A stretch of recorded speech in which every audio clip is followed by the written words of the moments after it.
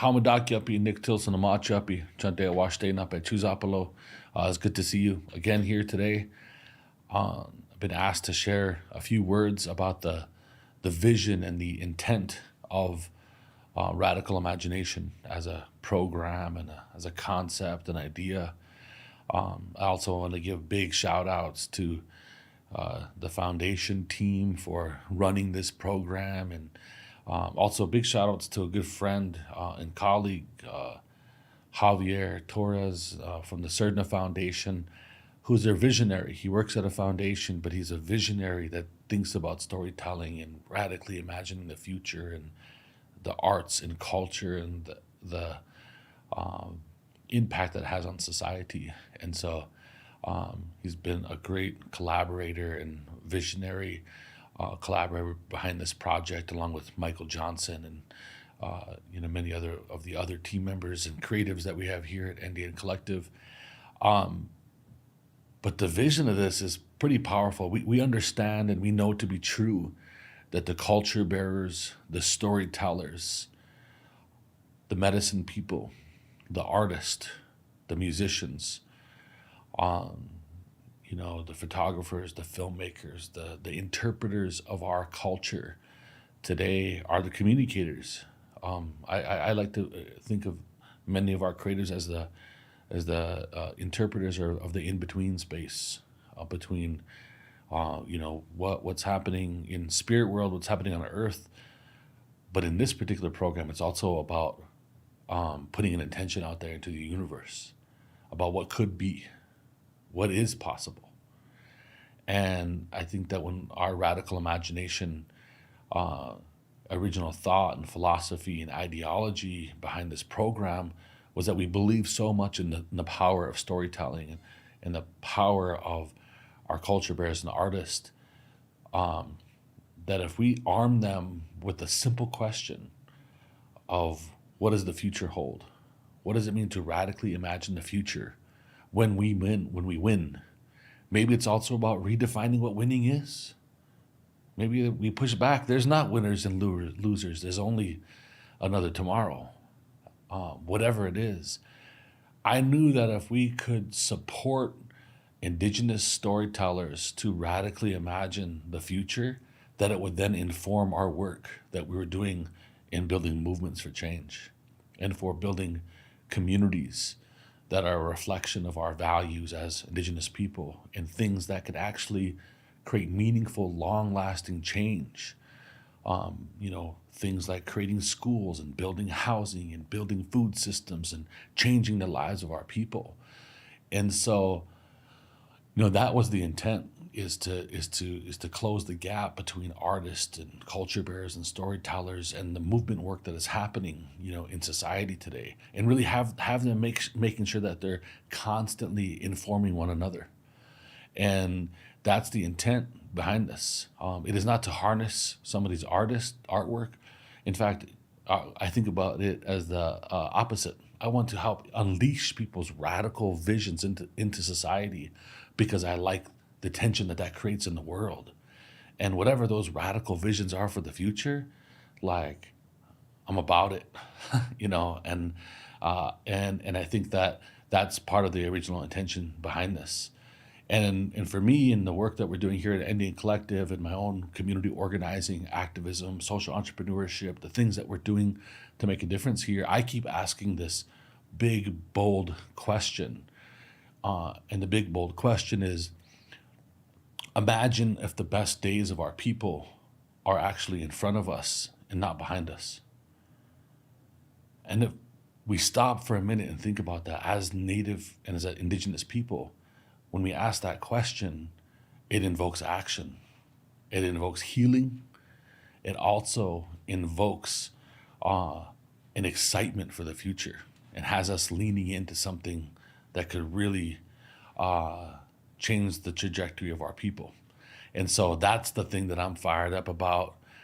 There's no guardrails. Let's burn those guardrails down. Let's let our artists radically imagine our future, and then let's use the power of that to go after it. And that's the intention of the Radical Imagination program here at NDN Collective, and why we had the great honor to support many of these artists and just lift them up in the stories that they're telling and the work that they're doing out there into the world, because we know it will be reciprocity. So that's the intention. We're fired up about it. It's also like, whether we achieve that intention or not, we're here. There's a lot of awesome people here telling awesome stories that are gonna invoke change in the world, and so we're fired up about that. So doksha ake wachian kikte.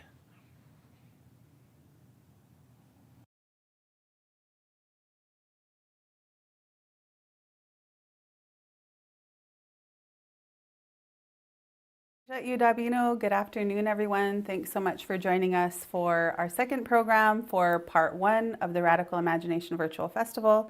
And thanks so much, Nick, for those opening words and grounding us with the vision behind this really exciting program for NDN Collective. I'm Sarah Sunshine Manning. I am the Director of Communications here at NDN Collective. I'm a citizen of the Shoshone-Paiute tribes, otherwise known by as our, pre-contact, pre-settler colonialism, Nowa and Nama. Really honored here today to be hosting conversations with all 10 of our Radical Imagination artists and storytellers. If you're just now joining us for the second program, our first program today, earlier this morning, we talked with 3 of our Radical Imagination artists and storytellers, Joaquin Reyes Maldonado, Selena Martinez, and Simone Cedillo.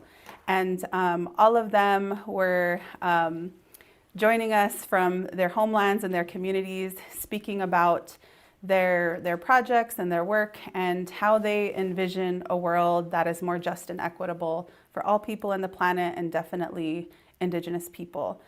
We were also really fortunate to be to see a performance from Jordan Breen, otherwise known as Mike Jordan. And in our second or our third program later on, we'll also see a couple more performances from some special guests, Frank Wan and Tanea Winder. So Nick did a great job really grounding us in the purpose of this Radical Imagination grant.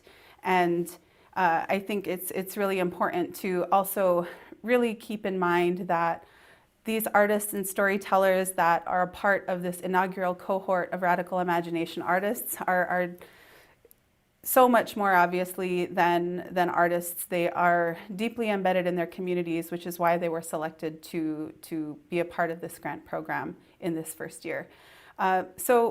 We know here at NDN Collective that art is critical for social change. We understand and honor that art and storytelling are foundational to Indigenous cultures and lifeways.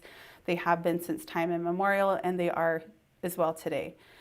Also, we understand that this notion of radical really has to do more than anything with understanding the root of injustice and getting to the root of that. So I think what's really special and phenomenal about all of these artists as well is their deep understanding of and their deep personal and lived experiences with how Indigenous people deal with the residual effects of colonization and the unique paths and challenges that we have to navigate as a result. So with their unique understandings and experiences, with their political analysis, they're radically imagining a more just and equitable future, bringing their creative talents to, just to create a better reality, a better experience for all of our people. And so with that, I don't want to waste any more time. I'd love to get into introducing our next round of artists and storytellers who we have with us for part 2. So I'm going to go ahead and shift really quickly here and introduce who we have with us today. So we have Ryan Redcorn joining us. Thank you for joining us, Ryan. We have Kara Romero, Isaac Murdoch, and Marianne Nicholson. And it's really great also to bring together all of you on both sides of the medicine line, both sides of the border between so-called US and Canada, which really speaks to how this grant and our work really seeks to take this decolonial approach at even understanding how we relate to each other on either side of the north and south border. In our last conversation, we were joined by a couple of folks in so-called Mexico, so really glad to be bringing in voices and artists from other parts of Turtle Island. So before we jump into this conversation today, I'd like for each of you to take a little bit of time to introduce yourselves, obviously where you're calling in from, but also tell us about your work, how you enter into this space that we call like art or storytelling. Just generally and broadly, what is your craft and your creative talent? And then secondly, how you've used that craft or talent in the past year with the Radical Imagination Grant. So just tell us a little bit about each of your projects. And we'll go ahead and we'll get started with Marianne. Hello, thank you for hosting this, and grateful to be here with everyone else in the room and all those who are listening as well. My colonial name is Marianne Nicholson. My Kwakwala name, one of them is Ta'iagilokwa. I'm Muskamaj Awadenoch of the Kwakwakiwak nations based on so-called British Columbia, the coastline of British Columbia. I'm a visual artist. I guess if you want to apply that term, it seems very limiting. I do work in painting, photography, installation. I have what's considered, I guess, a traditional practice as well as a contemporary art practice. What has happened for me through the years is that I realized that as a cultural producer who was very much interested in the forms, that the work that I was engaging in was actually deeply political. And especially as the years have gone by and I've been looking at the relationships of the institutions, the colonial institutions to our culture and the collections that they hold, both material and intellectual, it was realizing that there was a very big divide behind the meanings of what those works actually represent.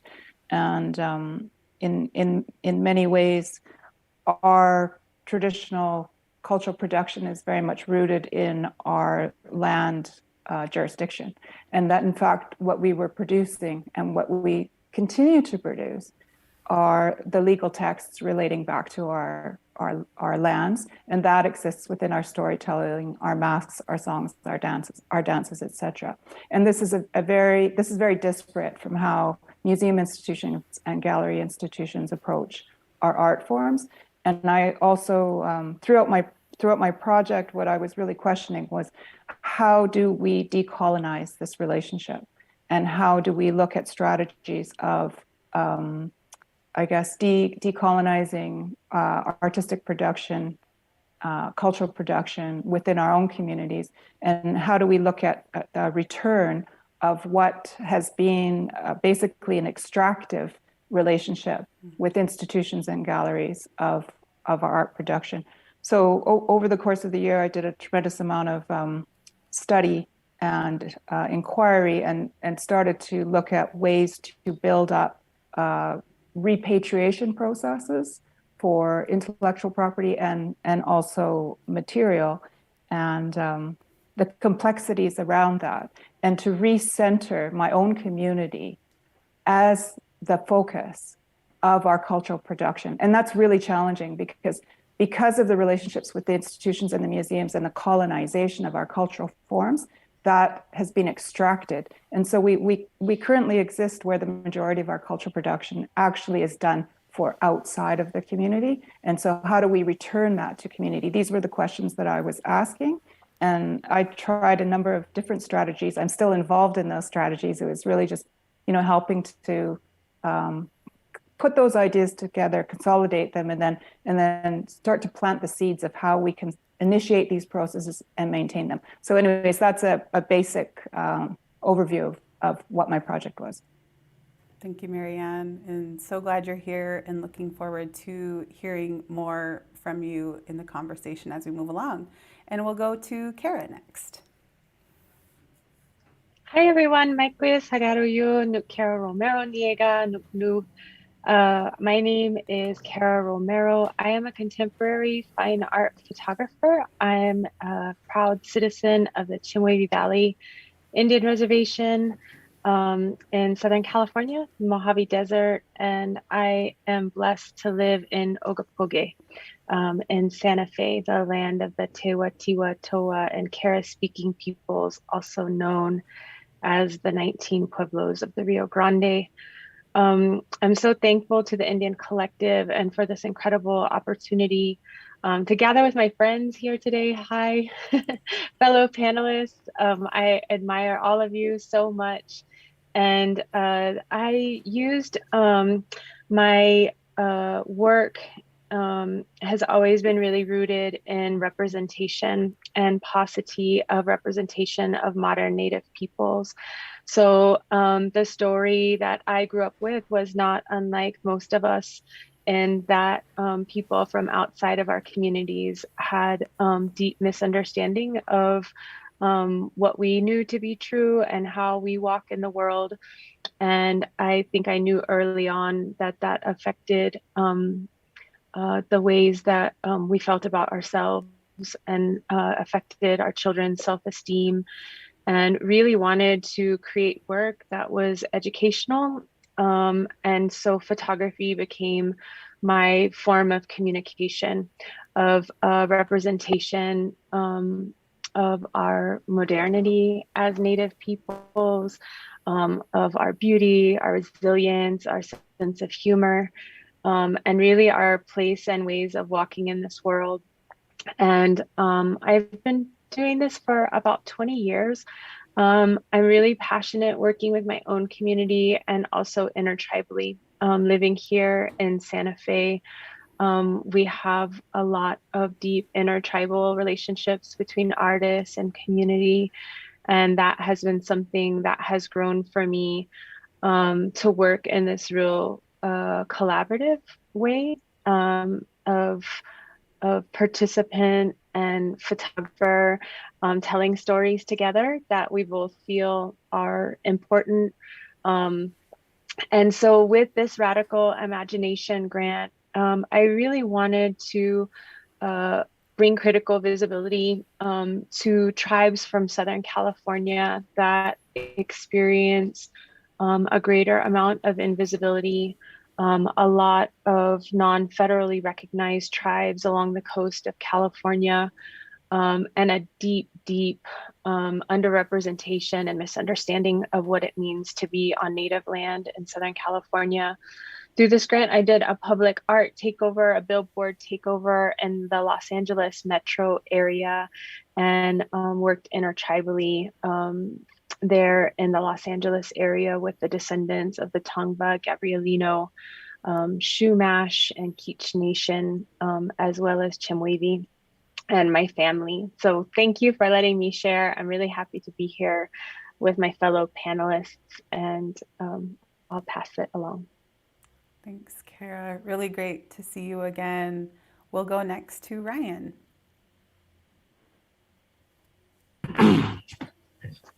Oi, my name is Ryan Redcorn. I'm out here in Pawhuska, Oklahoma on the Osage Indian Reservation. I am also Osage. This is the capital of the Osage Nation. I'm here in my studio, which is in downtown Pawhuska. My use of the grant has been, or my ability to get the grant or whatever, like to make use of the grant, has been really important to the work that I was doing. I work across a lot of mediums, in film, writing, photography, graphic design. I've just spread myself across a lot of different mediums. And my involvement with photography specifically kind of stemmed from just watching a lot of non-native photographers wander into our communities and photograph our people and get published. And, you know, there's, I always say you can tell more about a person from what they point their camera at than you can almost anything else. Because you can tell, if you have that information, you can tell what they think is important, and you can tell what they're trying to say. And, you know, when you're dealing with publishers, that also goes through another threshold of what gets published and what doesn't get published, what gets seen, what gets unseen. Things that Kara was talking about, things that Marianne was talking about who gets to see what and who's it for. And, you know, with this grant, I was able to do something that I've always dreamed about doing, which was to take the photographs that I make and have them take up a lot of space. And that can mean like the conversational space, but in this sense, it actually means like physical space.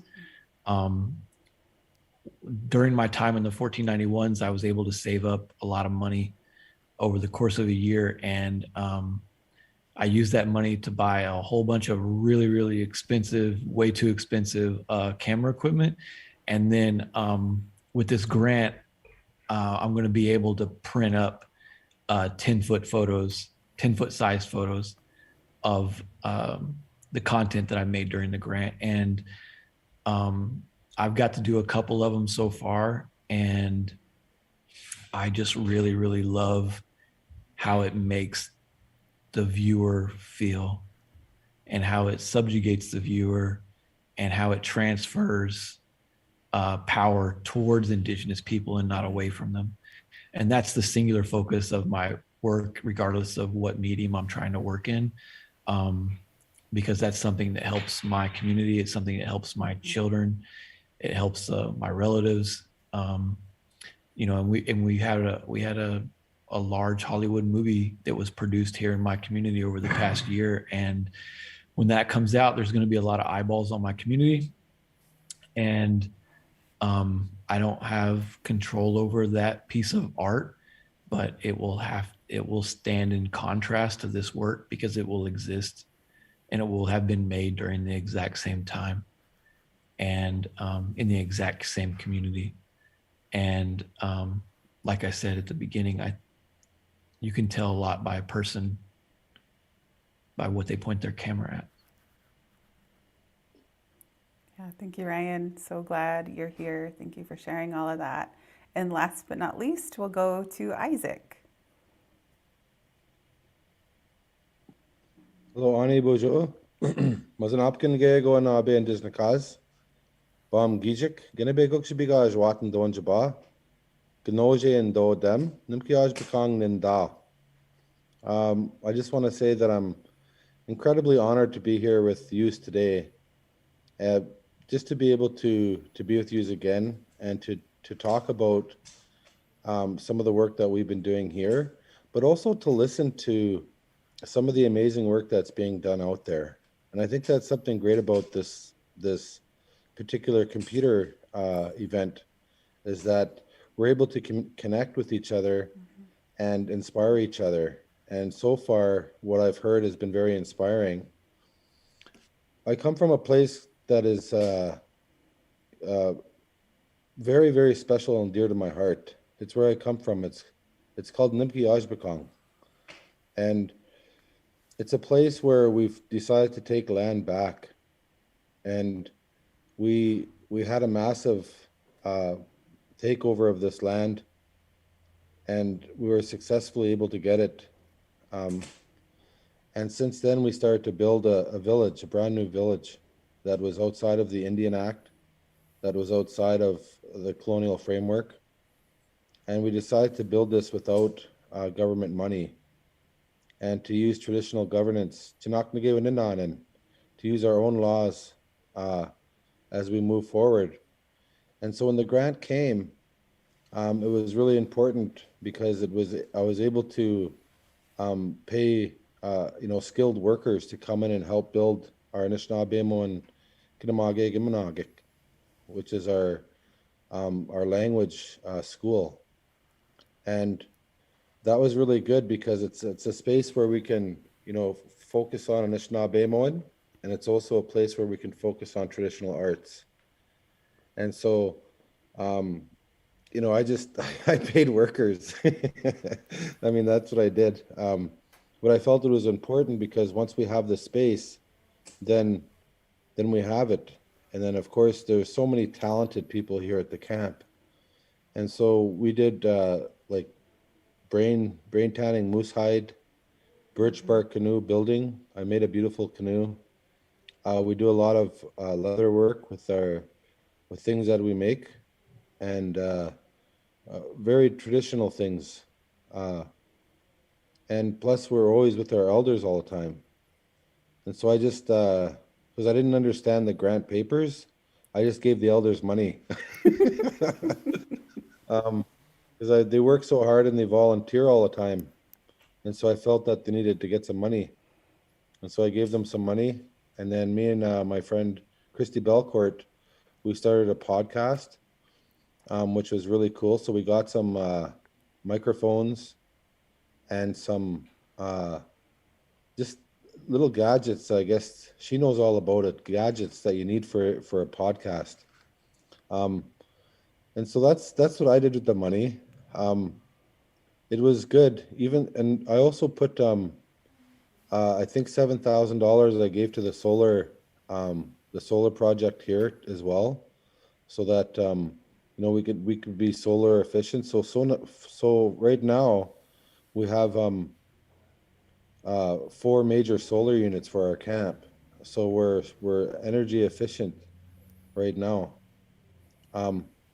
So to us that's really important. And plus I made a beautiful garden too. And so I use that money to make a garden to buy food. Maybe we'll make some rattles out of some squash or something later. I don't know, paint something nice on them.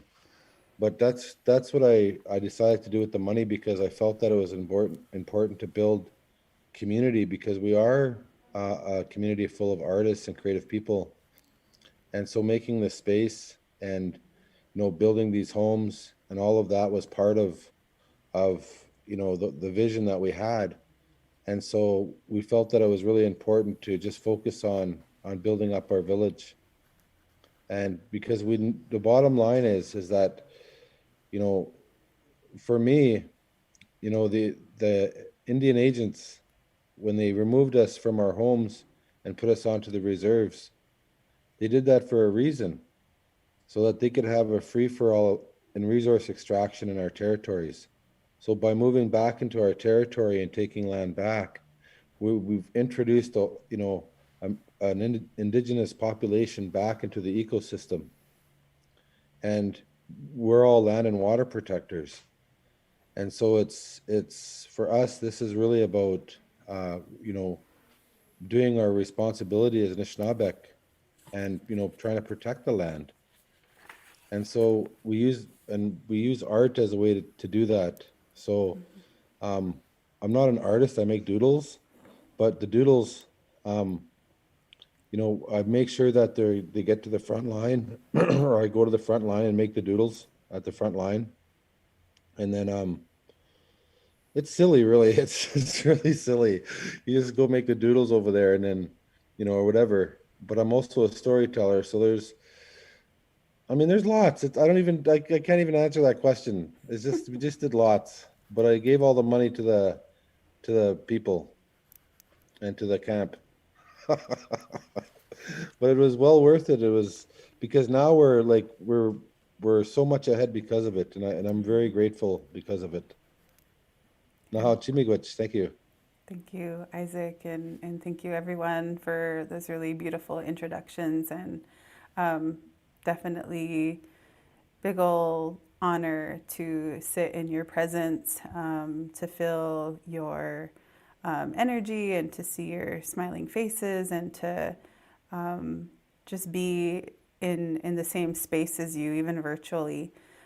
I know that many folks probably watching are familiar with all of your works. I know that I have personally consumed all of your works and familiar over the years. And so, yeah, definitely feeling the power of this space. So thank you each for sharing.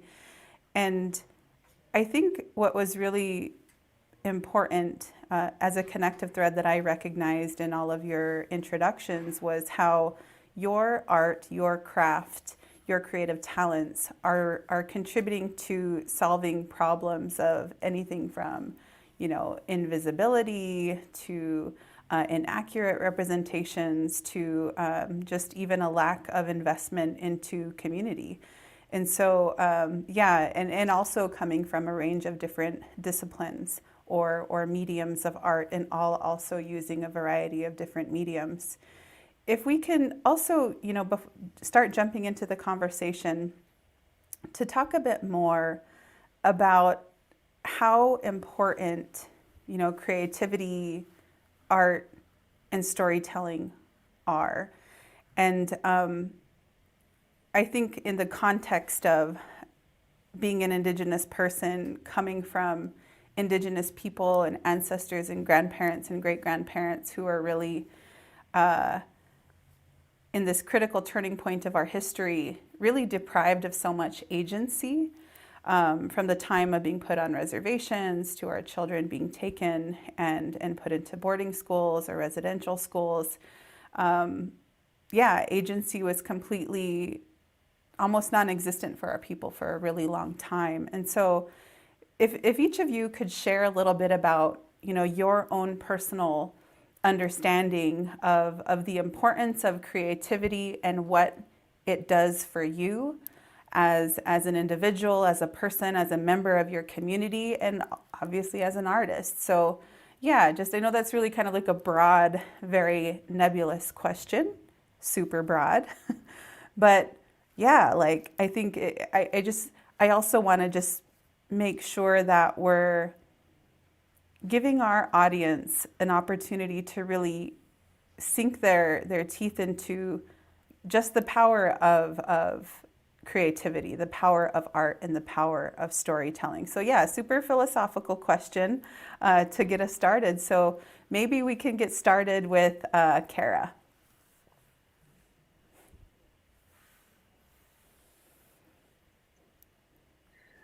Thank you for the question. I had a lot of things come up in my heart as soon as you asked it. And I think for me and for a lot of people, art starts at a very early age, or maybe we're all, born artists as Native people. And it's always kind of been my best friend.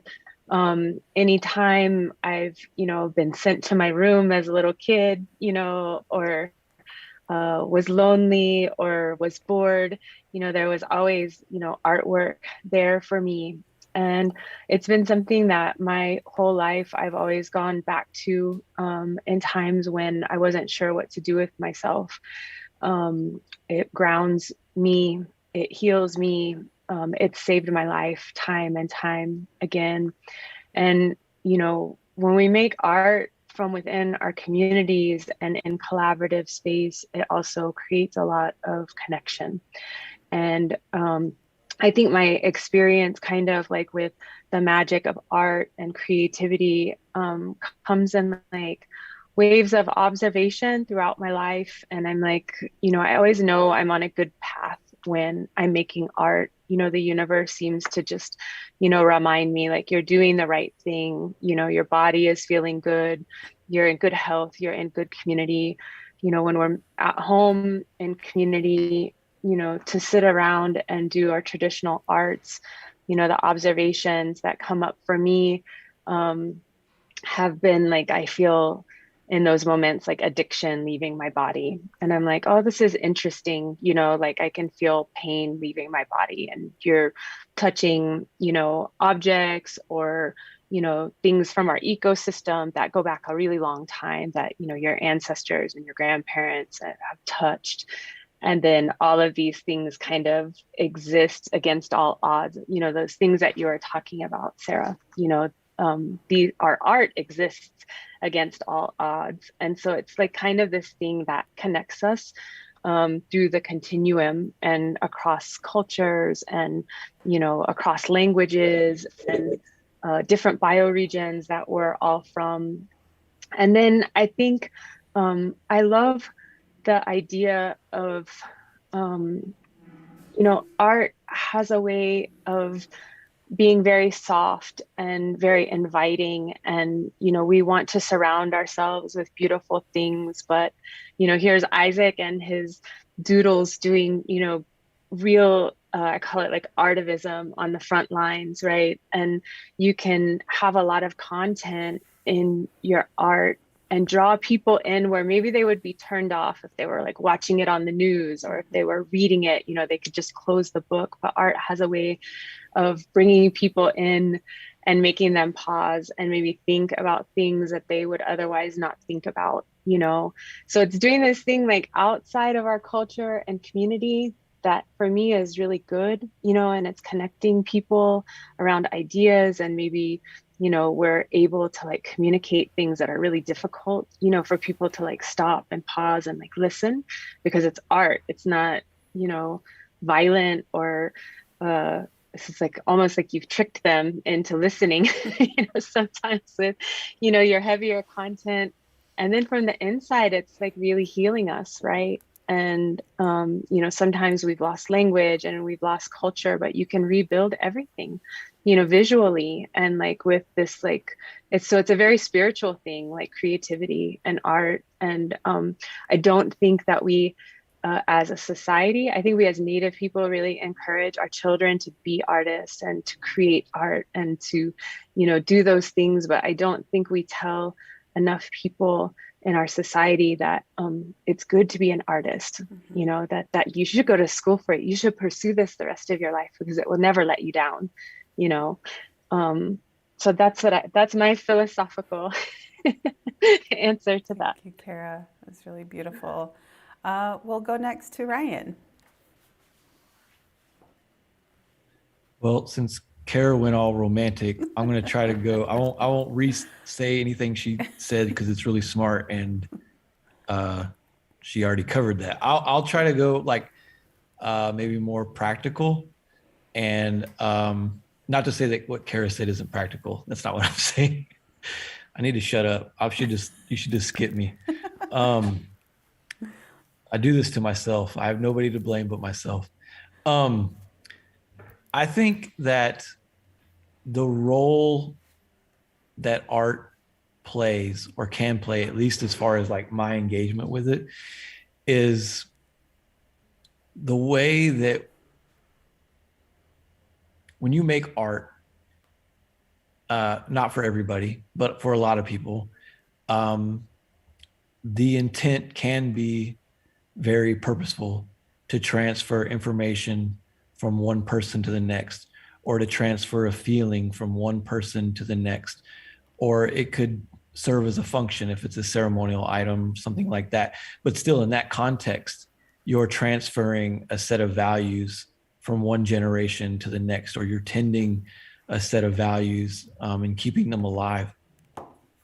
For the type of art that I do, it's mainly like, I would say, media based or narrative based.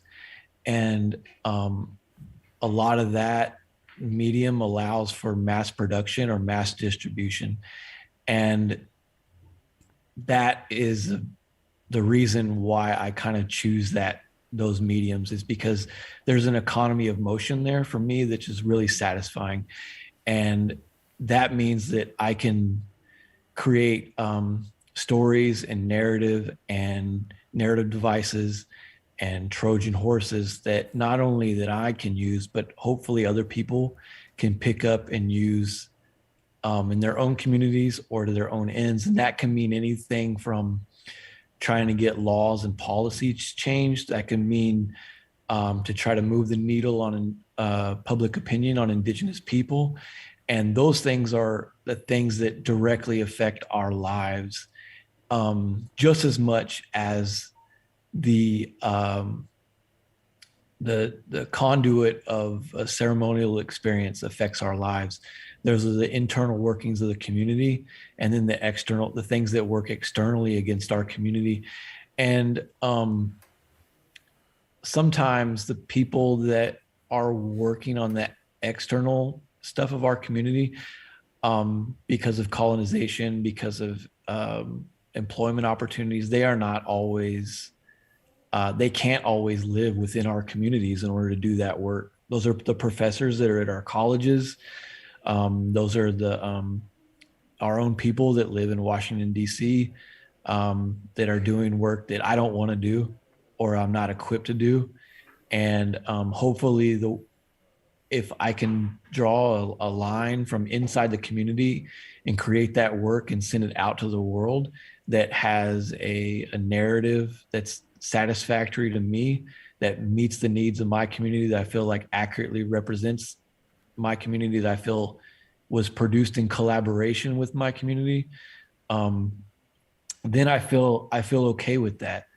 And once it leaves here, it's going to have a life of its own anyway. Like, people look at stuff and they make their own opinions about it, and a lot of that stuff is outside of my control. But if I'm able to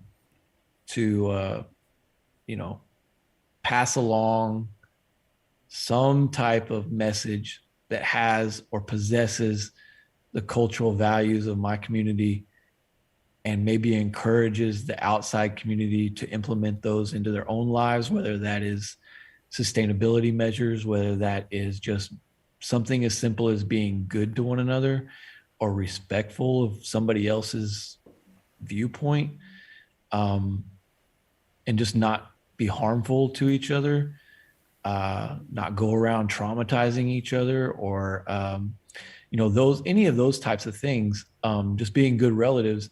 I think I've done a good job, and hopefully I've done it efficiently, and hopefully our children, my children, everybody's children, even non-native children, can reap the benefits of that work.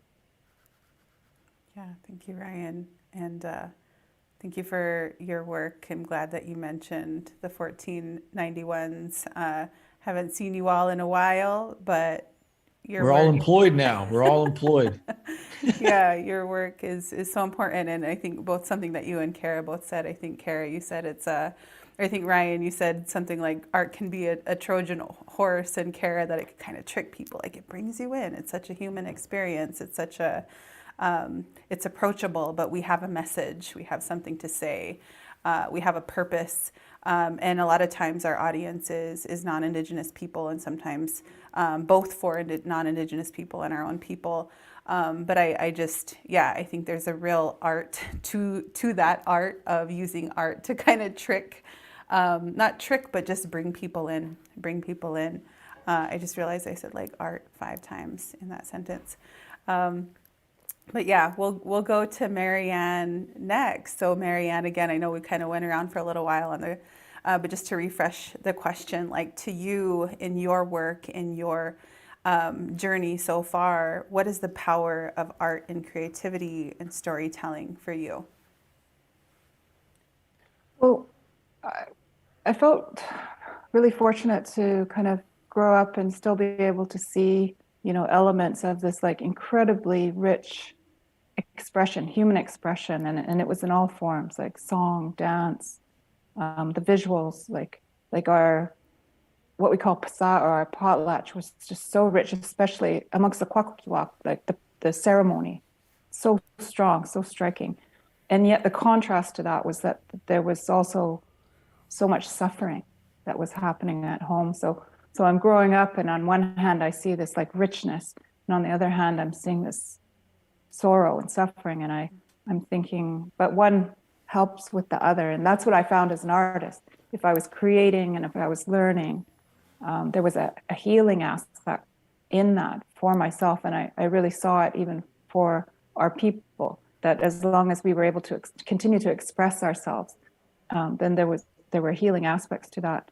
And then as the years went by, and I had the fortune to be recognized by the outside world as an artist, and to go to institutions and to learn more about, what was removed from our communities, both the information and the materials. And I'm thinking, I'm learning this, and it's helping me to heal. There's a gap there. There's something that's been taken away that needs to be returned. And I just started to feel this really strong imperative. It was not for me to go into those spaces and to claim that material as an individual. There had to be processes where it is returned to the community as a whole, as part of our entire healing process. And but it's interesting because I don't, like, the museums and the institutions that hold those pieces, I mean, there's some discussion around material return, but they frame it in a way where if the material is to be returned to us, it has to be returned in the way that the outside world has come to understand it, as valuable objects and ethnographic information. And but the processes that we need to be able to engage in is to repatriate that at the community level in ways that we originally understood it and return it into our internal systems, and not be co-opted into the way galleries and museums frame our production. And for me, that became really, it's just become so important, because it's interesting, like we keep saying art, but I think it's really human expression, and it's really this kind of like engagement with living and with life, and everyone has that capacity. And so we have artists, and there was a show that I helped to develop over the course of the year in a gallery, but what we were interested in doing was bringing together Indigenous land defenders to provide them with a space to express themselves. And they kept saying, but we're not artists. And kept saying, it doesn't matter. Whatever that idea of what an artist is in your mind, let it go. Because as Indigenous land defenders, you have experience, and you have a way of expressing that experience, and it can come out in multiple ways. And whatever way you want to express that experience, we're going to provide the space for you to do it. And that was a way to decolonize the gallery space. So we were much more invested in the process than the production at the end. And it was a really incredibly rich learning process. And one of the things I just want to say about it is, like I was considered maybe one of the senior actors in this, but throughout the entire thing, I was being taught. Those young Indigenous land defenders were teaching me. And so this whole thing of hierarchy and kind of like, knowledge, like it just gets turned on its head if we look at it from an Indigenous point of view, rather than the way that the institutions attempt to frame, what is art, what is indigeneity, et cetera, et cetera. Yeah, I love that, Marianne. I think the way I remember you saying it is it's an expression of life, and it makes me wonder, how our tribes, like in our Indigenous languages, what were our words for that? Did we have a word for like art? And then I'm also, thinking about, as you were speaking about, these beautiful works of art, these beautiful cultural items that are in museums. I know that many of us can relate to seeing them and seeing our sacred items, even if they were just daily items produced by our people behind glass in museums. Just imagining, who created those things, who expressed life onto those items. And it makes me mad, it makes me angry, it makes me sad. I want to grab them out from behind the glass and free them and take them home. But something else that you shared too, really, in our other conversations as well, speaking to not just the material return or the material repatriation, but the intellectual and spiritual repatriation that happens. That's a part of that. And that's just really, really moving and beautiful, because when that's returned, that human expression is returned, I think that's just such an important connected piece. But another really, really important thing that I think you shared as well, that I think really gets to the heart of how with this program, this Radical Imagination Artist Program, with supporting artists, storytellers of various different mediums, is that it is an expression of life. And I think somewhere along the lines, when we're young, when we're doodling, when we're making a fort out of chairs and blankets and using our creativity to imagine something and to turn it and manifest something, somewhere along the lines we're told that, you have to be a good artist, quote unquote, good artist to do art, or you're not an artist. And then we stop doing art. We stop expressing ourselves because it doesn't appear good enough. And so I think that's just a super important point. And getting some messages here from friends and colleagues that we have some youth and kids and children really watching and enjoying the conversation too. So thanks so much, each of you, for sharing.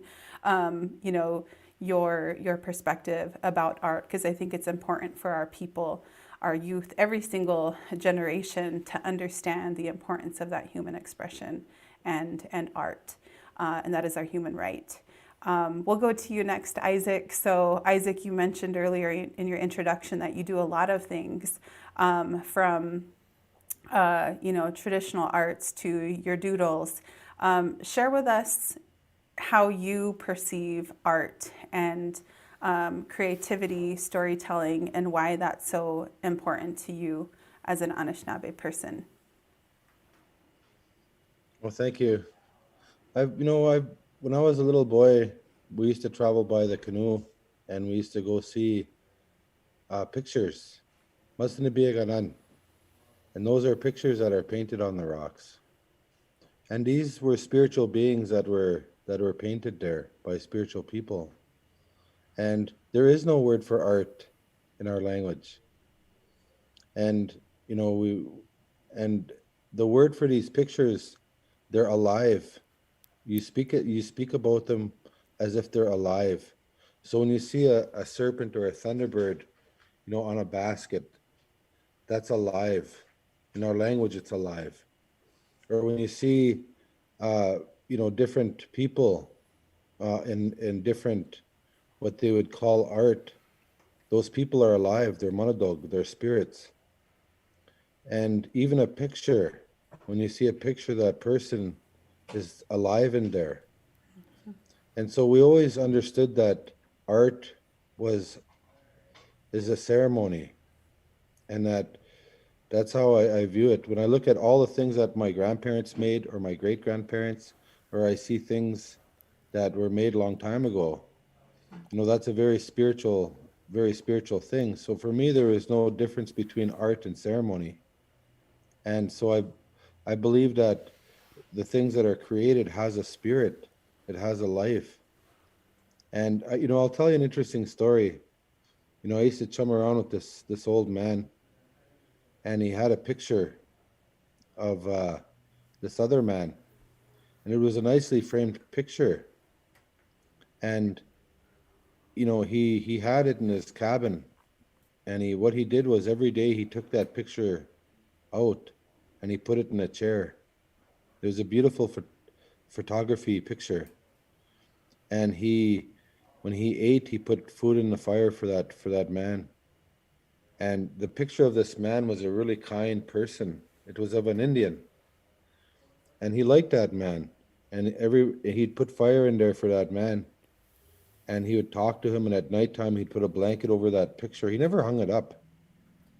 He never hung it up because he thought that was a silly idea to hang that picture up. And he treated that picture like a human being.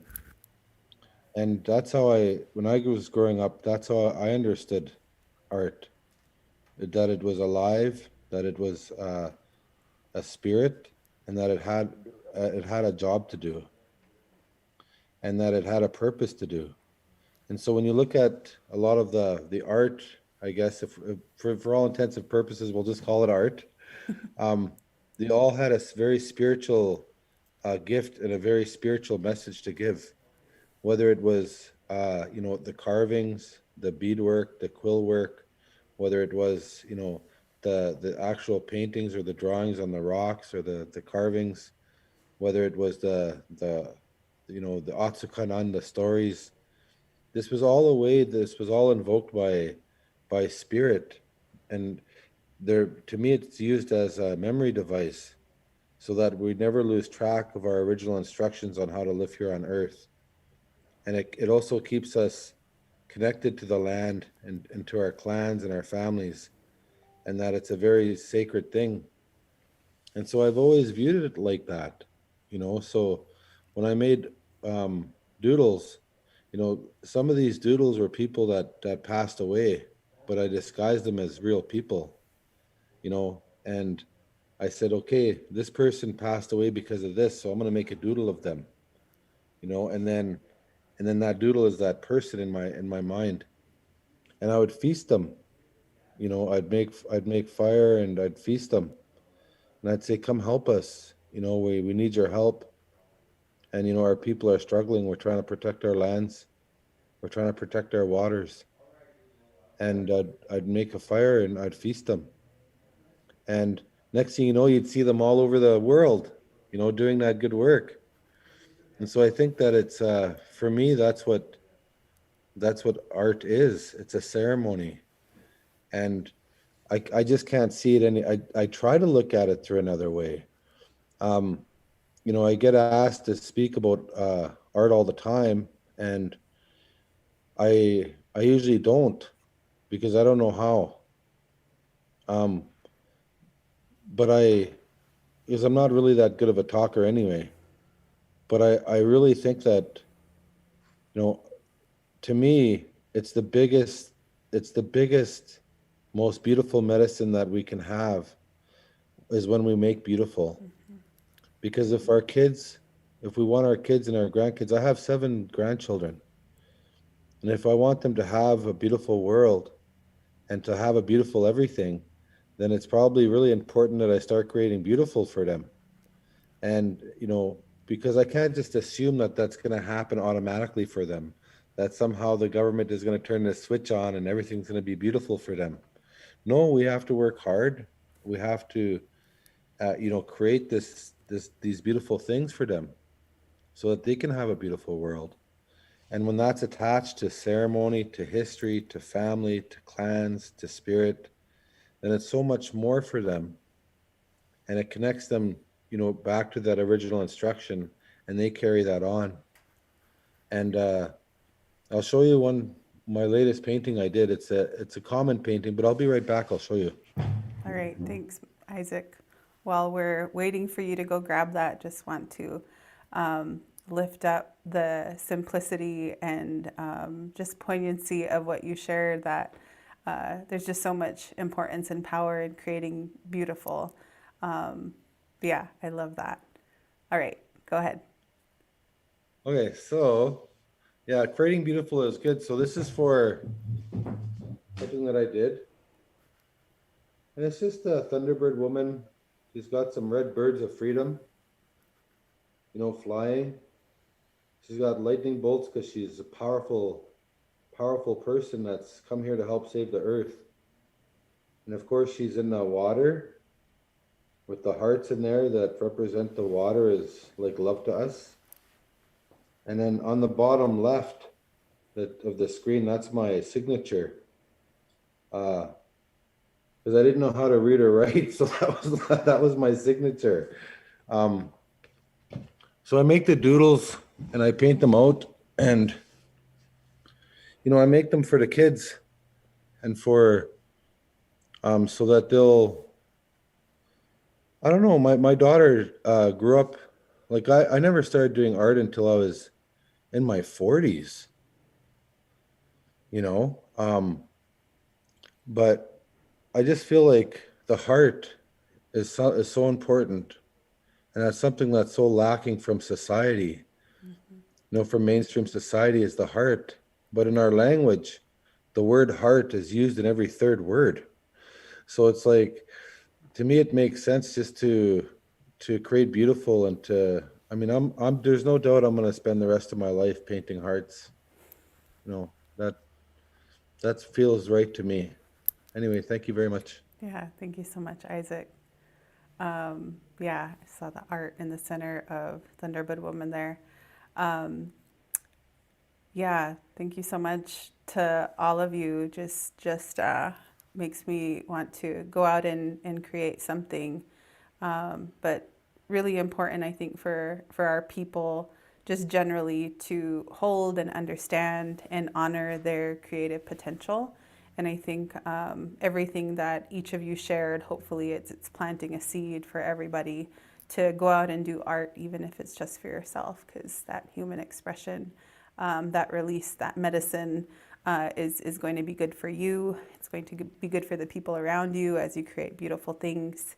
And it's just important for our people to recognize that agency that we have. I think that's the real power for me when it comes to art and creativity, is its agency. When our people, as we know, have been systematically and over generations programmed to feel like we don't have agency, to feel like we don't have options, we don't have choices.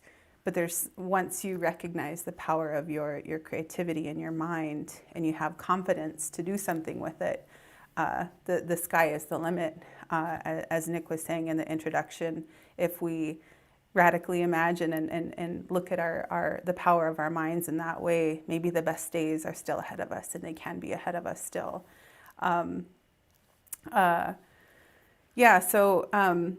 Just want to make sure we're able to go around at least a couple more times before the end of our program here, but I'm like, I know we're all leaning in, and just medicine to hear each of you share what your personal philosophies are. And another thing that we talked about in the introduction that came up for each of you as you were explaining your work and explaining even some of the problems that your work seeks to solve, there's this real awareness that there's so many problems to solve when it comes to exploitation of Indigenous people, extraction from Indigenous communities, the theft of our material culture, of our art, erasure, horrible representation. We can go on and on, right? There are so many challenges and problems and frustrations out there, but we're also in this really important and powerful time where we're seeing Native representation happen in a way that we haven't seen. So there's all these opportunities, right? If each of you could just, weigh in on what you see as some of the greatest opportunities for Indigenous art and storytelling. What are those opportunities, and how can our people and our communities seize the opportunity, for lack of a better word or phrase? What are some of those opportunities for Indigenous art and storytelling today? And we'll go back to Kara to kick us off with this one.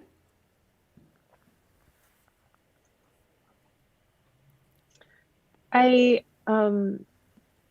think that there's something to be said about balance of old and new technology, like art technology. And I think that, something that's really important to our communities is that survivance of cultural transmission, right? We lived very differently 100 years ago and 200 years ago. But we really know the importance of keeping as much knowledge as we can, going through time from one generation to the next. I think for me, and Ryan can probably relate to being a photographer 20 years ago, was really kind of a weird thing to do from within our community. And then there was this moment where we were like, no, it's really important that we're telling our own stories, right? And so this idea of crossing the digital divide and telling our own stories on film. And then I don't think we knew when we were using film all that time ago that it would gain such momentum. And I think we're consuming more photos and digital images than we are words and other things. And so that's, I think, a beautiful thing about the internet and about this digital world that we're, hurtling so fast. We're already in it, is the connection that we've made to each other. Like here we're, talking to each other. It's really pulled us out of being in isolated communities. There's all of this like potential for cultural transmission, like language preservation, representation, media. And then there's always going to need to be this balance of traditional arts. I think here in Santa Fe, we hear a lot over the years about, contemporary, traditional. We rely on each other, so like, I think that that we need both as we move forward, this idea of, beautiful representation, but that both are equally important when it comes to the perpetuation of culture and moving through these worlds together, that we need to really continue to pay attention to our ecosystems and our natural world and, our land protectors and water protectors, and then also tell our own stories.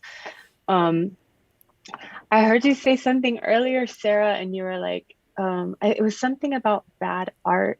And I think people just have to find their art. Like I think art is everywhere. And I heard somebody say something the other day about coding, and that they were saying, oh, that coding is so elegant. And, it's a completely foreign idea to me, because I don't do any coding, but it just brought up that, like, reinforced to me, like, art is everywhere. So even if you are, you know, that have the capabilities of being the politician or, the lobbyist, like there's art in that, and the way you speak, and, the art of oration, and the art of digital storytelling, and the art of bead workers. And it just goes on, and the cooks and the chefs and so I don't really have an answer, but that's what I was thinking about. Yeah, I love it. Thank you, Kara. We'll go to Isaac next for this one. What are some of the greatest opportunities for Indigenous art and storytelling for you? For me, I think the sky holds a lot of that for me, because it's already there already. So when I was a child, my grandfather used to say, let's go see a sacred site. We'd go, and then he'd take me to this place called Kwekwejuang. And, the sky opens up there, and he'd say, look at these sacred pictures hanging above us. They're hanging there, he'd say. And you would see all of the pictures that are hanging in the sky, and he'd tell stories about them by a fire. And I'd be just completely and just mesmerized and completely just absorbed into the stars. And then we'd go to, Dashkapgak, or we'd go to Genebeguk Shibigajwat, or we'd go to some other sacred place on the land or water. And, my grandmother, they'd talk about the Mnabe Koyak, the mermaids. And I just felt like there was art, that was created all around us already, that this whole world is just jam-packed with beautiful. And so I think as an Anishinaabe, we've always tried to mimic that. We've always tried to mimic, or to pay tribute or commemoration to the great artists of the universe, the ones that made this world. And, and so I find great pleasure in being somebody that, just I can stare at somebody, somebody that's very beautiful, like maybe an old person, and they smile, and they got this twinkle in their eye, and they don't say nothing, but they're just a magnificent piece of work, by the spirits, by the earth. And it's just, I get so mesmerized by a smile.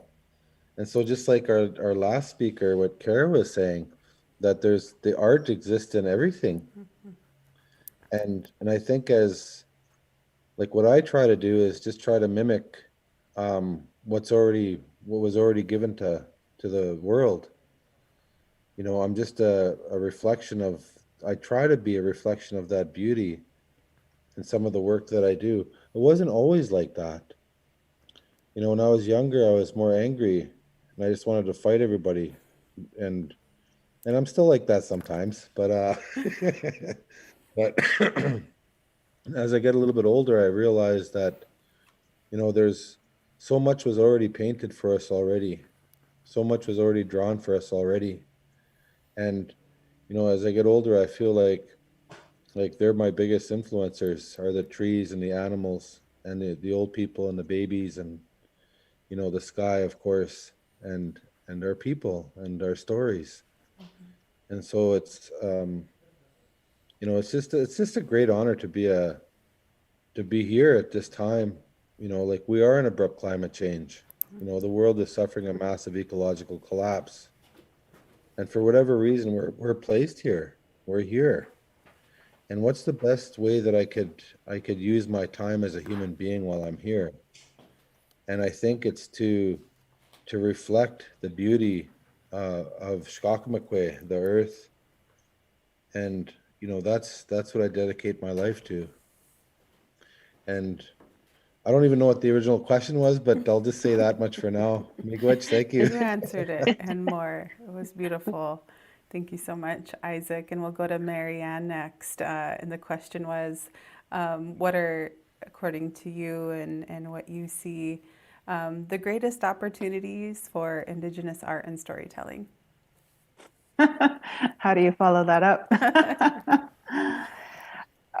I'm picking up on a thread from what was just said. The real kind of what really fills my heart up, I think, is that connection to land and connection to community, and all of our stories and our ceremony and what we were creative around was centered on relationships and relationships with one another and relationships with the land. And I feel like that's what we've really come to miss, because, you know, our children were being removed from our territories, and our artwork and our, you know, ceremonies being shut down, and it has been very, very difficult for us. But I'm completely in awe of the foresight of our ancestors, because even though the Canadian government was telling us that what we were doing was illegal and putting our old people in jail for practicing, our old people still thought to say, our mandate is to pass our stories on, and even if we have to do it to these anthropologists, then we'll do that, with the foresight to know that at least if they're kept in that place for a while, the young people eventually one day will go to those places and they'll bring these stories back. And that for me has become the real imperative, is that we bring our stories back to our land, and we rethread, we retie those connections to that place, and we retie through that process our connections to one another. And that's where our healing is going to come from. And to me, that, you know, when we talk about, like, what do you dream about? And that's what I dream about. I dream about us together on the land, together, knowing together these stories, sharing together these stories, and being together. That's I guess that's my answer. So beautiful. Yeah. Thank you so much, Marianne. I look forward to knowing together too, and just thinking of yeah, just what that shift would be like if we all had that deep knowing of our power, deep knowing of that intellectual and spiritual meaning behind the cultural items, the art, the life, the human expression. All right, we'll go to you next, Ryan. And I know, Ryan, you're doing some amazing things today, and definitely a part of creating storytelling and narrative and media that many of us are able to consume and benefit from. I know that you've been a part of, in various different ways, the production of reservation dogs, and so many other types of work. And so you have this vast experience with art and creativity. You mentioned graphic design, photography, 1491, satire and humor, and now doing some film production work. So what are the opportunities, some of the biggest opportunities for you that you see for Indigenous people, Indigenous storytelling as a whole in this moment that we're in? I'd first point people to one of you guys' strategic partners, which is Illuminative, and the research that they have done on non-Native people. That research is really, really comprehensive, and it stretches across a lot of different demographics across the whole country, different ethnic backgrounds, different social backgrounds, different geographic backgrounds, rural, urban, across the board. And if you look at that research, one of the things that emerges from it is this overwhelming theme that non-native people in this country want to know about Indigenous stories, and they want to know about Indigenous values. I think at this point, many people intrinsically or inherently believe that they've been somehow lied to or hoodwinked by the school systems and the colleges and the media that they've had to endure for the last 100 years. I think that knowledge, combined with the fact that, when I think I don't know everybody's age on here, but when I was a little kid, there was only a handful of channels, and all the media went through those channels, all the ideas, all the stories went through those channels. And that's not the case anymore. Those broadcast networks, they went from those big broadcast networks to cable networks, and then with the advent of the internet, then it broke it out even further. And through that, it really diversified the amount of voices that were needed to fill those positions, just logistics, the jobs that were needed to be filled as the entertainment industry expanded. And then the amount of people who had to author those stories. The amount, those people, the number of those jobs also increased. I think when you couple that with the demand for people want authentic Indigenous content, because they realize that the version of Indigenous content that they've been receiving is weirdly distorted for a variety of reasons that have to do with pulling power away from Indigenous people. I think non-Indian people see the inherent value of Indigenous values, and they want to internalize those values because they realize there's discrepancies and flaws with the type of information that they've inherited, either from their parents or their school systems. And, they're coming from a population that is habitually moving around to wherever they're going to get paid the most, and they don't have a connection to the place they're in. They don't have a connection oftentimes to even their own neighborhoods. They're just a really transient population that is trying to just step on the backs of each other. And I think there is an economic benefit and an economic pitch that can be made that it's more economically feasible for you to live in balance with the land that you're on. It's more economically beneficial for your local economy to live in balance with your local water systems and the local industries that you're surrounded by, because those affect you. And I think for people that live in more rural situations, even the non-natives are getting sick of this feeling of being just places of extraction and being positioned and being the one that has to bear the brunt of what happens for economic growth in large urban centers that are not living in balance, that just want to take and take and take and take and take. And I think that's where the opportunity lies. So there's value, there's economic value in these stories. And, with working on reservation dogs, and one of the things that I really, really love is that when I get to watch that show with my kids and they're watching it and they're seeing these young Native kids on TV, they think that this is normal to see young Indian kids on TV and seeing them live out their lives. And that's beautiful. That's a beautiful thing that none of us were afforded when we were children.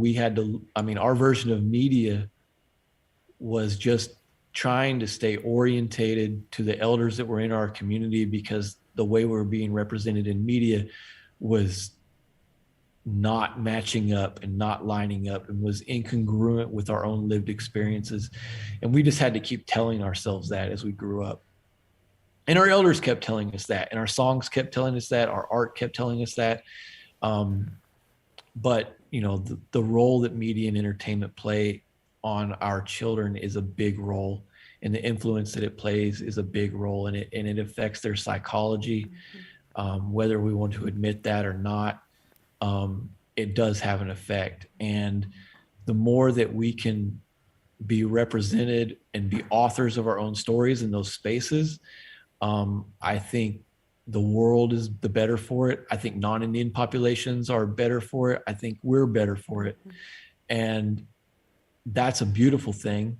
And it also could mean that our people are going to be employed and that our stories are wanted. They're being requested. They're being, there's a market there for it. They're being desired, and the world wants that. And I hope that they find us, and I hope that they buy our shit. Yes, yes, you brought up a lot of really good points, and thank you for bringing up illuminative. Sorry, I cussed. I just got a little bit, my radical imagination got out of control. Thank you, Ryan. Yeah, no, that was awesome, and a lot of really good points, and exciting for me too, as a person who's referenced illuminative and reclaiming native truths work a lot. Really, really important research there to indicate, you know, where the gaps are in knowledge of Indigenous people, where the interest lies, and also how to tell stories to actually move hearts and minds for non-Indigenous people, because we know they're fragile. We know that they come with, you know, generations and of just really being also lied to, you know, lied to in these systems, and then to get hit hard with the truth. And how do we tell our truth in a way that is authentic and not watered down, but also in a way that really does move their hearts and minds. And that's what I really appreciate with Illuminative's work and some of the other work that you've mentioned, and even Reservation Dogs. Like, oh my gosh, that show, I'm so excited for season 2. I know it started airing recently in so-called Canada recently. I don't know if you all have gotten to see it, Marianne or Isaac, but yeah, makes you laugh, makes you cry, is a reflection of authentic Indigenous life.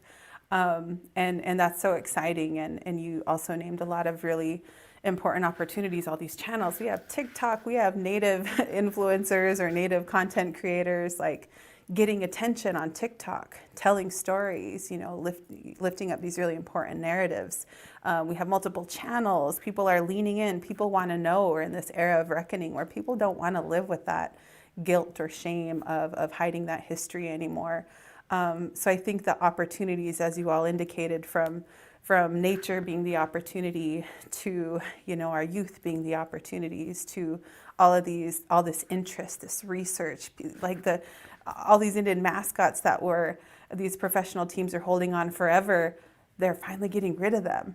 And so with the elimination of these stereotypes, space is being created for real and authentic Indigenous perspectives. There is so much opportunity. And yeah, I think to your point, Ryan, hire Indigenous people, seek them out. There's so much talent. Oh my gosh, the talent is ridiculous. We are natural born storytellers. We are natural born creatives. It's so deep in our DNA, and all human beings are, but there's something especially unique about